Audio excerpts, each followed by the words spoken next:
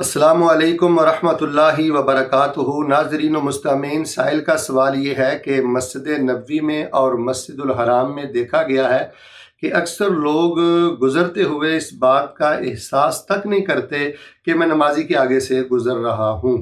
और दीगर मसाजिद में भी देखा गया है कि लोग नमाजी की हुर्मत को पमाल करते हैं और बिला वजह आगे से गुज़रते हैं। तो ये शरीयत में किस हद तक जायज़ है और किस हद तक ये गुज़रने की ममानत है, इस बारे में कुछ बयान करें। तो आइए अल्लाह तबारक व तआला की तौफीक से हम इस मसले की वजाहत करते हैं, लेकिन तमहीदी तौर पे पूरी दुनिया के मुसलमान दो चीज़ें अपने जहन में बिठा लें। सबसे पहली बात यह है कि जब आप लोग मस्जिद में आए ना जी, तो आपके दिलो दिमाग पे पूरा एहसास होना चाहिए कि मैं अल्लाह के घर में हूँ।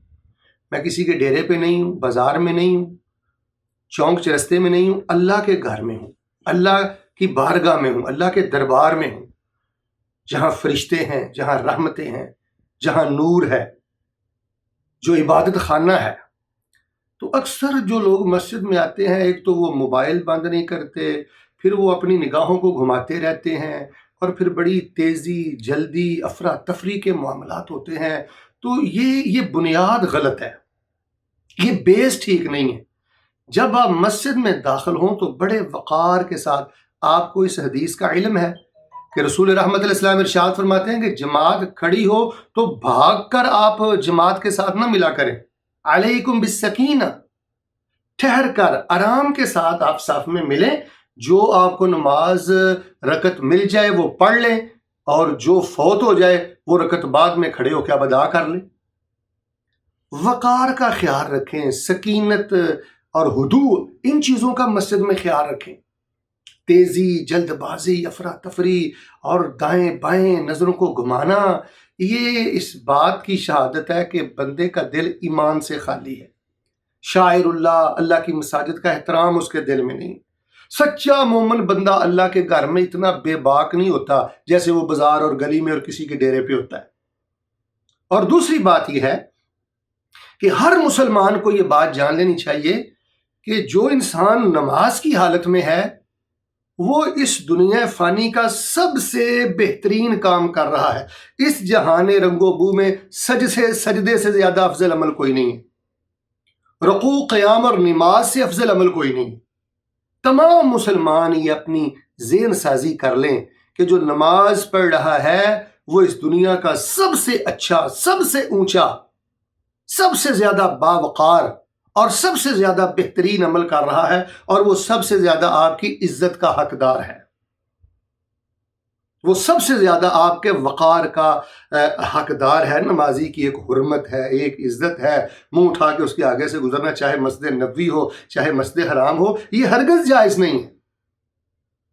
रसूल रहमत अलैहिस्सलाम की एक हदीस है, गालिबन सही मुस्लिम में, आपने फरमाया कि नमाजी के आगे से गुजरना इतना बड़ा गुनाह है, अगर गुजरने वाले को पता चल जाए तो वो 40 साल तक रुका रहे, वो 40 माह तक रुका रहे, 40 दिनों तक रुका रहे, या 40 घड़ियां वो रुका रहे। 40 का अदद आपने बोला है। मुहद्दिसीन ने ये तमाम चीज़ें हदीस की शरह करते हुए लिखी हैं। यानी 40 साल या सवा माह या 40 घड़ियों का इंतज़ार ये गुनाह करने से ज़्यादा बेहतर है। और बाज़ रिवायात में आता है, इब्ने खुज़ैमा देख लें, मिशकात देख लें, आपने फरमाया अगर कोई गुजरे तो उसको रोको, अगर वो इनकार करे तो उसको सख्ती से टोकें, क्योंकि वो शैतान है। तो बिलखुसूस बिला वजह लाउबाली, लापरवाही करते हुए नमाजी से आगे से गुजरने वाला वो गुनाहगार भी है, और उसको शैतान जैसे बड़े ख़तरनाक वसफ़ के साथ भी ताबीर किया गया है। तो इसलिए जी मस्जिद हराम में भी बहुत ज़्यादा नमाजी का एहतराम है, मस्जिद नबवी में भी नमाजी का बहुत बड़ा एहतराम है। ये नमाजी से आगे गुजरने की जो ममानत की रवायात हैं वो नबी अलैहिस्सलाम ने मस्जिद नबवी में ही सुनाई है, तो सबसे पहले वहाँ भी अमल होना चाहिए। ज़्यादा से ज़्यादा हमारे उलमा इतनी बात कहते हैं कि हज के दिनों में ज़रा ज़हमा ज़्यादा हो जाता है, रश ज़्यादा हो जाता है, गैदरिंग ज़्यादा होती है, तो हर नमाजी के लिए रुकना ये बहुत ज़्यादा मुश्किल काम होता है। चलो حج کے مخصوص خاص ایام میں اگر نہ چاہتے ہوئے اس پہ عمل نہ ہو تو ایک حد تک گنجائش ہے، لیکن پورا سال اپنی روٹین بنا لینا. بعض میں نے علماء کو دیکھا وہ کہتے ہیں جی کوئی گل نہیں، کوئی گل نہیں، حرم چ کوئی گل نہیں، مسجد نبی چ کوئی گل نہیں. بھی کیوں کوئی گل نہیں؟ کوئی گل نہیں، کوئی گل نہیں تو ستیہ ناش کر دیا. یہ جب آپ ڈھیلے فتوے دیتے ہیں، مداہنت کرتے ہیں، لوگ تو پہلے بہانے تلاش کرتے ہیں. اس لیے قرآن و حدیث کی روشنی میں بس ان چند باتوں کا خیال کریں. مسجد میں بڑے وقار سے، بڑے ٹھہراؤ سے رک رک کر اپنا قدم اٹھائیں، اور 1000 دفعہ رک جائیں کہ کسی نمازی کے آگے سے گزرے. اس کے خشوع میں آپ خلل کا باعث بنیں یا آپ اس کی حرمت کو پامال کریں. کم از کم اگر آپ نے گزرنا ہے تو ایک صف کا فاصلہ رکھ کر گزرے. یہ بھی بات ہمارے تو بعض علماء کہتے ہیں کہ آپ 10 صفیں آگے سے بھی نہیں گزر سکتے، نمازی کے آگے سے گزر ہی نہیں سکتے. لیکن واللہ تعالی عالم، فقہ الحدیث جو ہمیں بتلاتی ہے وہ یہی ہے کہ جتنی نمازی کی حد ہے وہ اس کی صف تک ہے. اس کو آپ 5 فٹ کہہ لیں، 6 فٹ کہہ لیں، اس کے آگے سے اگر آپ گزرنا چاہیں تو جائز ہے. لیکن ہمارے کئی مفتیان علماء اس کی بھی اجازت نہیں دیتے. اسی طرح حرم نبوی میں، چلو مسجد نبوی میں تو الحمدللہ خواتین کے لیے، نساء کے لیے الگ اہتمام ہے، تو حرم مکی میں بھی خواتین کو 100 دفعہ رکنا چاہیے، ڈرنا چاہیے. وہ بڑی بےباکی کے ساتھ نمازی کے آگے سے گزر جاتی ہیں. تو یہ انتہائی گناہ والی بات ہے جی، اور معاف کیجئے گا، یہ گناہ میں نے دیکھا ہے عام ہو رہا ہے مسجد نبوی میں بھی اور حرم شریف میں بھی. بلا عذر، بلا وجہ نماز ہو رہی ہوتی ہے، لوگ صفوں کو چیرتے ہوئے گزر رہے ہوتے ہیں، امام کو بھی کراس کر جاتے ہیں.